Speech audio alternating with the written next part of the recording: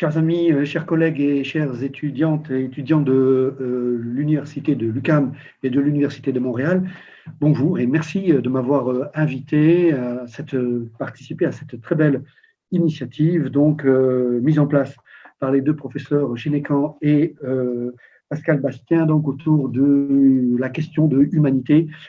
animalité. C'est un vrai plaisir et un honneur pour moi d'être avec vous, même de façon distancielle, mais de participer à cette réflexion pluridisciplinaire. Alors, j'interviendrai dans mon champ de compétences, c'est-à-dire en tant qu'historien du XVIIIe siècle, plus particulièrement historien des révolutions politiques de la seconde moitié du XVIIIe siècle qui enjambent sur le XIXe siècle. Quel rapport, a priori, entre 1776, 1789 et la question des animaux? Eh bien, on peut dire donc que ce rapport est à construire et c'est ainsi que s'ouvrent les nouveaux chantiers d'histoire et je crois que c'est là la perspective choisie par nos deux collègues de Montréal. Il m'est apparu, et c'est une hypothèse de recherche que je vais vous présenter et que je vais essayer de soutenir dans le court temps qui m'est imparti, qu'à bien y voir, l'animal était central et que la révolution des sciences naturelles initiée par les grands travaux de Linné et Buffon au mi-temps du XVIIIe siècle a été un des facteurs, non pas le facteur, mais a été un des multiples facteurs qui ont permis d'abord d'imaginer une révolution, puis ensuite de la considérer et enfin de passer à l'acte à la fin du XVIIIe siècle. L'hypothèse de travail, donc, est que sans la révolution dans l'histoire naturelle qui se produit entre 1740 et 1760 et qui va perdurer. N'oublions pas que l'histoire naturelle de Buffon est une longue aventure éditoriale qui va de 1749 à 1788, donc on le voit juste à la veille de la Révolution et qui sera d'ailleurs continuée par la CEPED avec la publication de l'histoire des poissons donc pendant la Révolution, a marqué la seconde moitié du XVIIIe siècle au moins autant que l'encyclopédie de Diderot et d'Alembert, si ce n'est qu'elle a été quelque peu oubliée parce que les sciences ont évolué différemment et se sont coupées délibérément d'une partie d'humanité donc qui était pourtant présente au XVIIIe siècle. L'idée est en fait la suivante, et on le voit dans le premier document qui est une classification qui a été tirée d'un modèle extrait d'un modèle linéen, vous le voyez bien, puisque l'homme est déjà divisé en homme des bois et homme marin, catégorie que réfutera catégoriquement Buffon, mais qui est intéressante ici. Ce qui m'intéresse ici, en fait, est de pouvoir souligner immédiatement la transformation du paradigme qui fait de l'homme un être de nature, un homme de nature. C'est-à-dire que ici, et sans évoquer aucunement un quelconque blasphème ou un quelconque sacrilège, on voit que, en réalité, l'homme est la première des créatures de la nature. Et en classant l'homme de cette façon-là, on voit que ce qui distingue l'homme, ce n'est pas son âme, ce n'est pas l'étincelle divine en lui, de l'Esprit Saint, mais tout simplement qu'il est le premier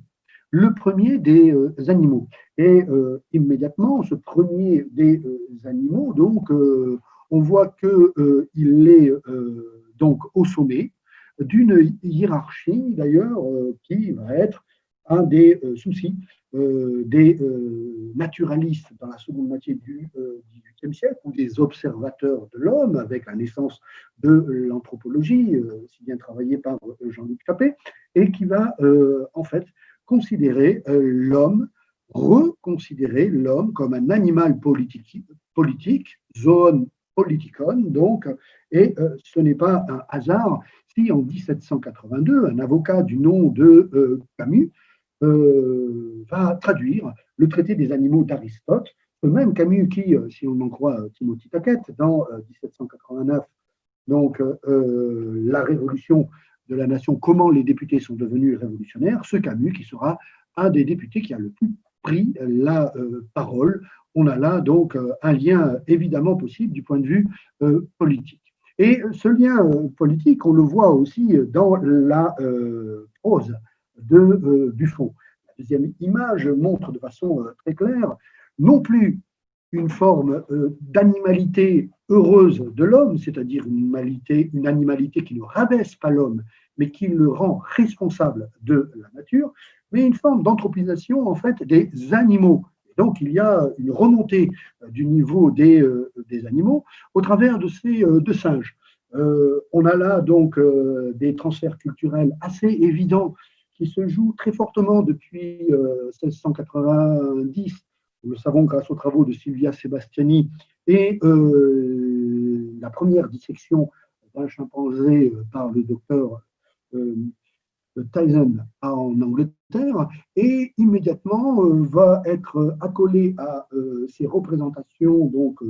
de singes au moins deux éléments donc, qui attirent notre attention. Vous le voyez sur le premier singe, celui qui se trouve à la droite. Nous avons donc un singe qui se tient debout et se pose immédiatement le problème de savoir est-ce qu'il a quatre pieds ou quatre mains, ou plutôt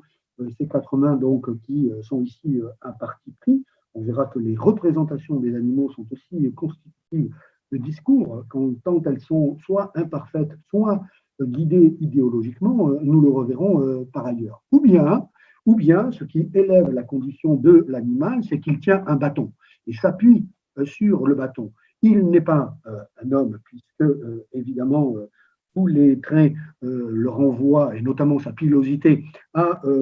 l'animalité, mais il est presque, de par cette situation et ce début d'intelligence qui le fait se tenir droit,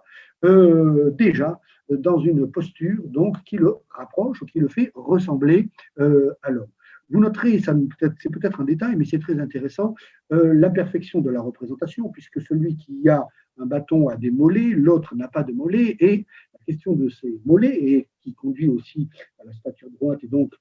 à la question des muscles fessiers, sera aussi reprise ultérieurement. Donc, vous voyez que ce qui est intéressant, et par rapport aussi au titre de votre séminaire, c'est aussi cette idée d'un rapprochement entre la réflexion qui est poussée sur la frontière entre animalité et humanité. Où se situe cette frontière et où va-t-on la placer? Alors, c'est évidemment un objet de réflexion qui peut être philosophique, qui peut être ironique, qui peut être grinçant. On le voit dans la troisième représentation avec ce dessin de Goya, donc, qui s'appelle le miroir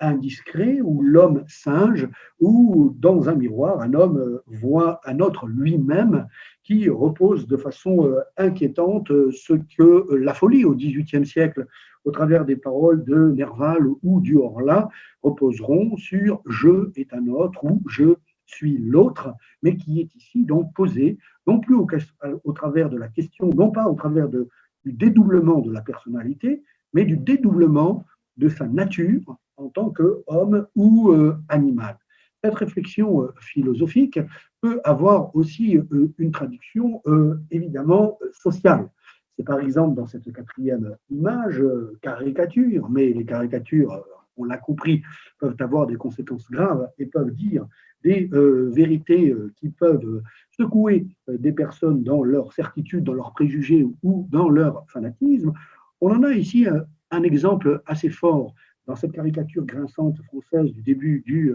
XIXe siècle. Ici, l'animalité de l'être humain n'est pas simplement réflexion philosophique, mais elle est tout simplement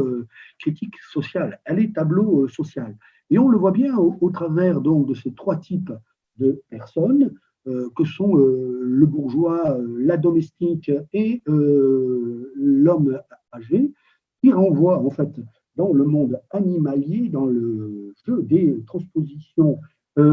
iconographiques, au domestique qui est un âne, au bourgeois qui est un matin un chien donc qui ne lâche pas sa proie, et à un vieux singe malin donc qui représente dans cette comédie humaine, et la référence à Balzac est évidemment choisie, des jeux de similarité qui peuvent avoir évidemment leur importance au moment de considérer les êtres humains. Alors, j'ai commencé par la fin, par le début du 19e siècle. Vous me permettrez de revenir sur ces liens entre humanité et animalité. Nous sommes encore loin de la tératologie, mais se met en place au XVIIIe siècle une étude fascinante, parfois avec un voyeurisme assumé ou non, sur les difformités humaines, voire les maladies. Et on sait qu'un dénommé Édouard Lambert a été montré dans des foires parisiennes, on le sait très bien, dans les almanachs qui sont conservés à la bibliothèque historique de la ville de Paris, que connaît très bien Pascal Bastien, donc, et on sait que cet Édouard Lambert, qui a été frappé d'une maladie dermatologique handicapante, a été montré donc, comme un homme porc-épic, et qu'il était montré en fait au travers de cette maladie. C'était évidemment un humain, mais le fait de lui donner un nom d'animal ou de le surnommer comme un animal indique déjà donc quelque chose d'intéressant. Mais je dois le dire de suite, ce qui m'intéresse n'est pas tant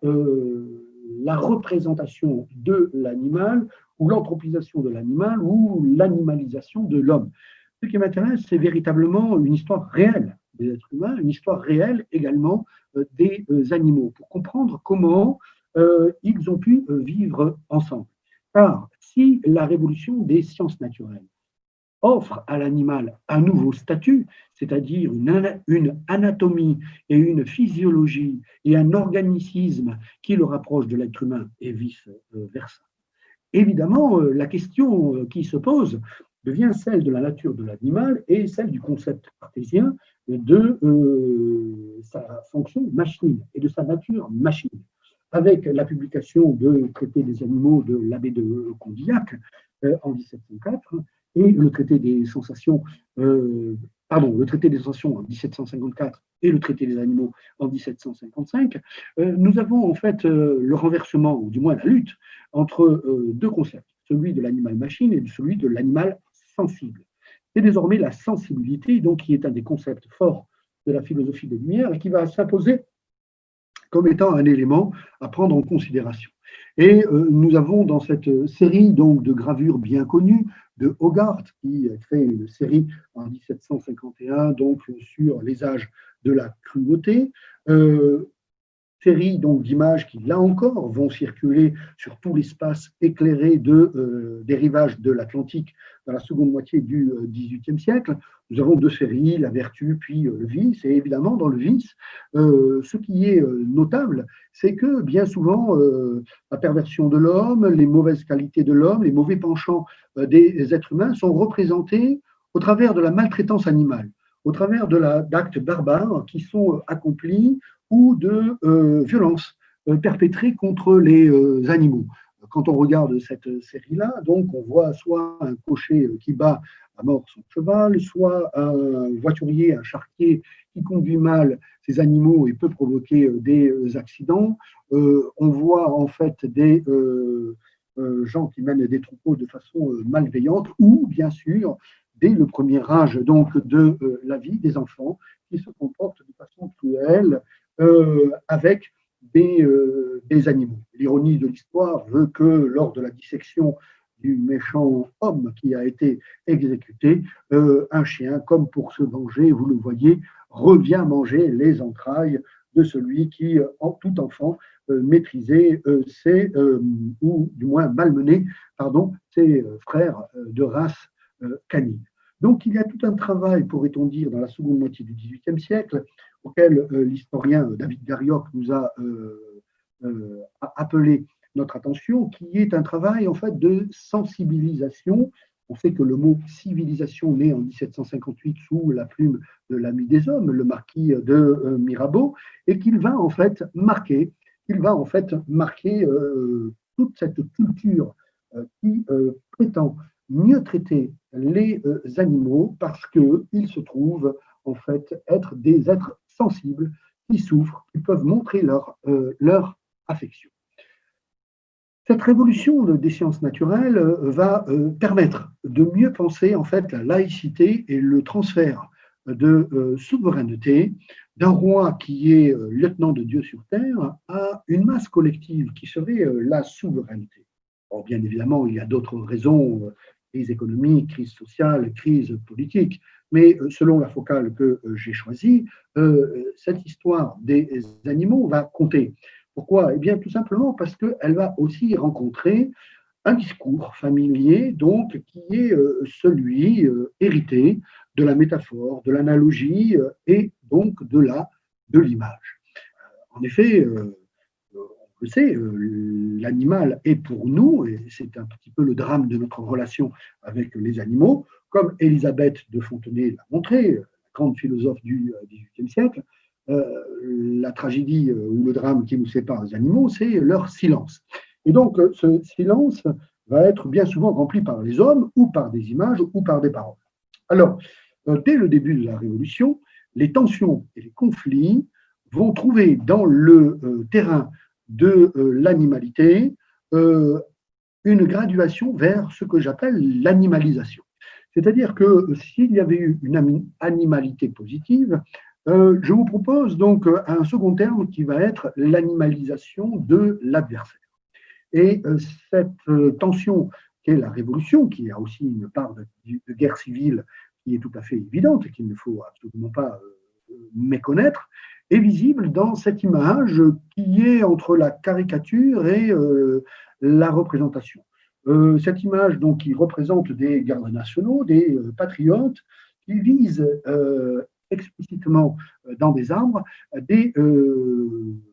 hommes d'église qui, avec leur soutane noire, ressemblent à des oiseaux de malheur, à des corbeaux, à des hiboux qu'il faut abattre. Alors, on a là, en fait, un nouveau stade dans le franchissement du repérage de la frontière animalité-humanité, qui renvoie à une sorte d'appel au meurtre métaphorique, au moins. L'adversaire, on en rit, mais que tout de même, cela renvoie à une réalité donc, qui est celle de la chasse. Qui est celle de la chasse et qui va évidemment être un élément politique tout à fait important. Le 4 août 1789, avec l'abolition de la féodalité, ce n'est pas simplement des concepts ou des idées ou des termes de droit qui sont mis en jeu. Ce sont des choses très concrètes, comme l'historien Rafe Lawford l'a montré récemment dans un livre sur l'invention de la propriété, premièrement, mais également pour 80% des Français qui sont des paysans ou des ruraux, la possibilité donc d'abolir le privilège de chasse et de pouvoir chasser des animaux. La Révolution va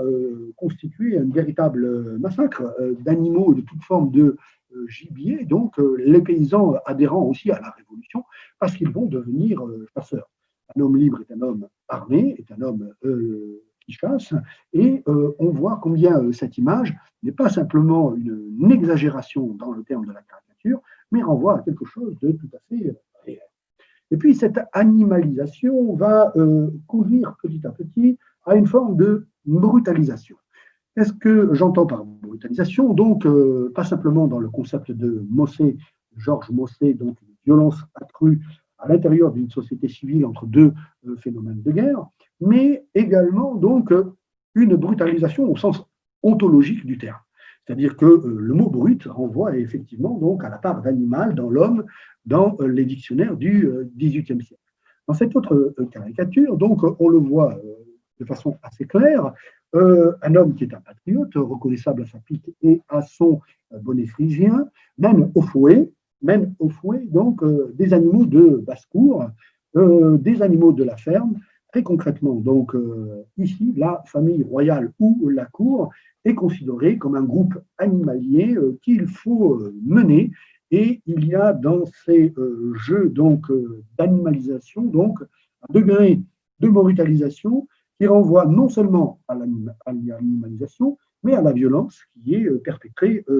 contre ces animaux. On peut aussi faire le même discours sur la caricature contre-révolutionnaire. Les travaux d'Antoine de Bec et de Claude Langlois l'ont montré de façon tout à fait explicite. Les violences de la Révolution vont renvoyer à une autre forme, à une autre forme donc de degré que je vous propose après les concepts d'animalité et d'animalisation, qui est le concept de bestialisation.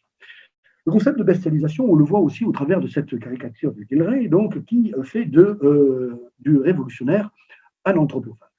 Et l'anthropophagie, ou du moins la supposée, anthropophagie présupposée, anthropophagie de certains révolutionnaires, quelques scènes ont pu se rapprocher de l'anthropophagie. On sait donc au mois de juin 1791, au château de Paul-Émieux, non loin de Lyon, étudié par Paolo Viola, un châtelain aurait été démembré et son cœur aurait été rôti euh, plus tard et brandi, approché de bouches donc de personnes qui auraient mimé le fait de manger ce cœur-là. Bon, on a là des récits, donc des rumeurs qui se sont propagées. Et qui est l'anthropophage? L'anthropophage, c'est celui qui mange son autre lui-même. Et dans le fait de manger son autre lui-même, il y a une sorte de régression humaine qui renvoie à un comportement, donc celui de la bestialisation, et qui renvoie aux animaux carnassiers.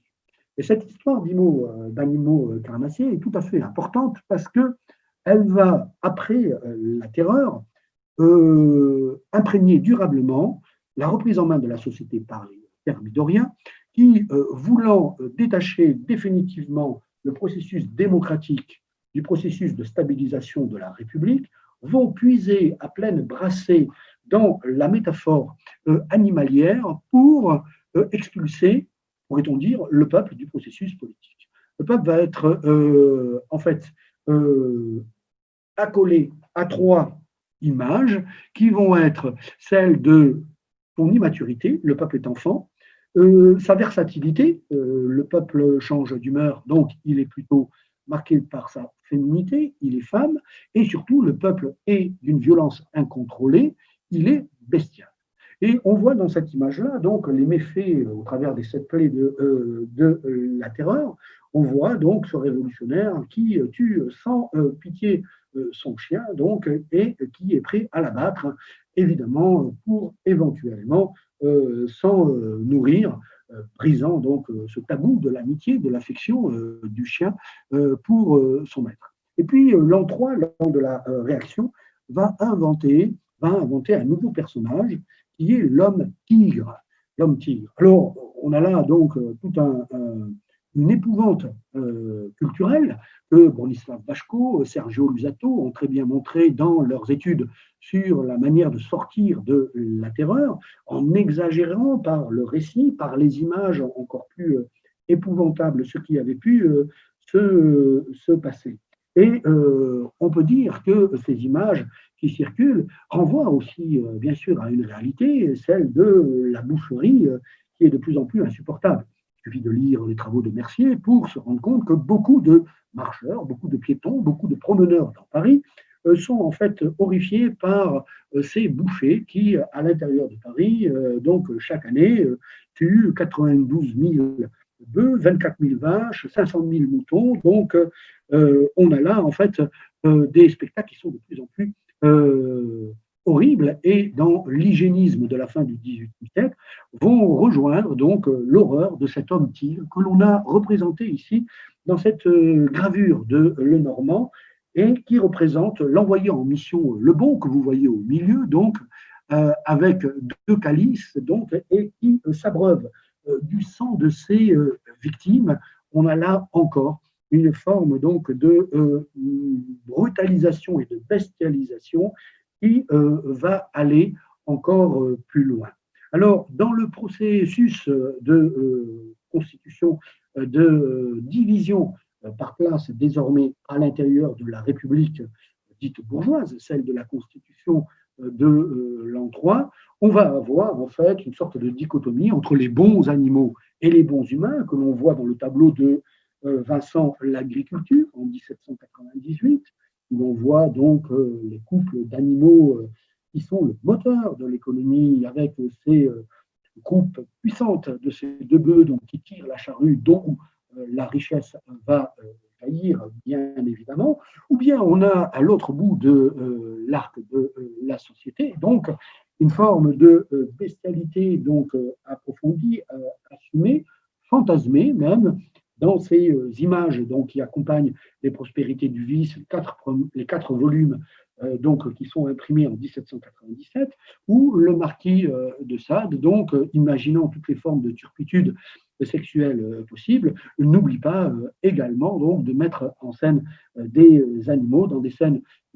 pornographiques donc, qui renvoient en fait au sommet donc, de ce que peut être l'abaissement de l'humain, qui doit être donc ces accouplements dits contre nature, d'humains et de non-humains. On a là donc des images qui sont des images limites, pourrait-on dire, qui interrogent aussi cette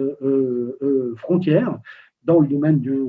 érotico-morbide de cette sexualité où la bestialité est prégnante. Cet élément me fait entrer dans le dernier point de cet exposé, évidemment le plus délicat, mais le travail de l'historien est de montrer les documents et de les contextualiser. La France est un empire colonial. Ce qui veut donc dire que la question en fait de l'universalité de l'humanité, on n'oublie pas que c'est l'horizon d'idéalité de la Révolution, est posée au travers de trois dates, à mon avis, qui disent non seulement un horizon radieux et le refermement de cet horizon en une catastrophe racialiste que je soutiens donc comme étant celle de l'année 1802. Alors pour cela, il faut que je pose les trois dates dont je parle. Le 26 août 1789, pardon de vous le rappeler, vous le savez tous, mais il vaut mieux le dire de façon claire, c'est la Déclaration universelle des droits de l'homme et du citoyen. Et l'on revient à notre introduction, l'homme et le citoyen. L'homme de nature, c'est-à-dire l'homme qui, dans la nature, a le droit d'avoir des droits simplement parce qu'il est un être de nature. Et par la loi, c'est-à-dire le droit positif, il va devenir un citoyen. Il va acquérir pleinement son humanité par l'entrée dans la civilisation du droit. Et donc, c'est là, en fait, un horizon d'idéalité qui constitue, à mon avis, l'immense positivité de la Révolution de 1789, c'est-à-dire la loi égale pour tous et votée par les représentants de la nation. Alors, si on est d'accord avec cela, il faudra quand même 3 ans de combat acharné pour que la contradiction de cette phrase-là soit mise en action légale. Il faut attendre avril 1792 pour que les libres de couleur, c'est-à-dire les populations noires affranchies dans les Antilles, à la Réunion, puissent devenir des citoyens exactement égaux comme les autres. Et il faut attendre le 16 pluviose de l'an 2, le 4 février 1794, pour que les anciens esclaves, plusieurs centaines de milliers de personnes entre Saint-Domingue, Guadeloupe, Martinique, à ce moment-là occupés par les Anglais, mais aussi l'île de la Réunion, dans laquelle les planteurs refuseront cette loi-là, deviennent du jour au lendemain, point simplement libres. Le 16 pluviose en 2, ce n'est pas simplement l'abolition de l'esclavage, c'est aussi l'entrée en citoyenneté, je crois que c'est aussi tout à fait intéressant, de toutes ces personnes d'origine africaine qui deviennent du jour au lendemain donc des citoyens français, et donc qui permet également donc de définir le crime de lèse-humanité comme étant le crime donc, qui maintient des êtres humains en esclavage. Mais hélas, cette loi qui est un véritable pas en avant dans l'histoire du droit, pour moi, 8 ans plus tard, en 1802, est remise en cause, abrogée, et l'esclavage est remis en place par Bonaparte, premier consul. Il y en a un élément grave dans l'histoire de la Révolution, et à mon avis, l'apparition d'un fixisme scientifique, un fixisme légaliste qui bloque toutes les possibilités de reconnaître l'ouverture et la possibilité positive de rendre à son homme, de rendre à l'homme, avec un grand H, l'humanité, une animalité qui le rend responsable, qui lui donne des devoirs vis-à-vis de la nature, et qui permet de comprendre aussi la sensibilité des animaux. Cette remise en esclavage d'une bonne partie de l'humanité est une grave régression et qui, à mon avis, c'est une hypothèse ultime que je soutiens, donc avant de conclure, va en fait permettre de comprendre comment un discours racialiste va en fait retourner la modernité contre elle-même. Ce sera en fait le dernier élément de cet exposé auquel vous m'avez invité, de montrer en fait comment des hommes de science, des médecins, pourtant élèves de l'école de Buffon, vont utiliser les éléments positifs de l'argumentation qui avait permis justement de penser les confins de l'humanité et de l'animalité comme étant des confins positifs et non pas qui étaient effrayants. On va les reposer en disant, mais puisque vous avez dit, vous étiez des hommes éclairés, qu'il y avait un lien entre l'homme et l'animal, eh bien, il faut construire une chaîne, il faut construire des maillons, il faut construire des classements, il faut construire des hiérarchies. Et en réalité, donc, entre l'Européen et le singe, on peut supposer donc que le maillon est constitué, selon les hommes de médecine de l'époque, donc par les populations africaines. Et je voudrais m'arrêter plus particulièrement donc sur l'œuvre de Julien-Joseph Viré, donc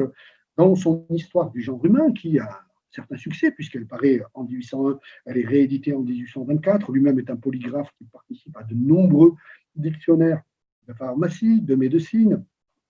d'histoire naturelle, ne va avoir de cesse que de vouloir inférioriser les populations africaines en les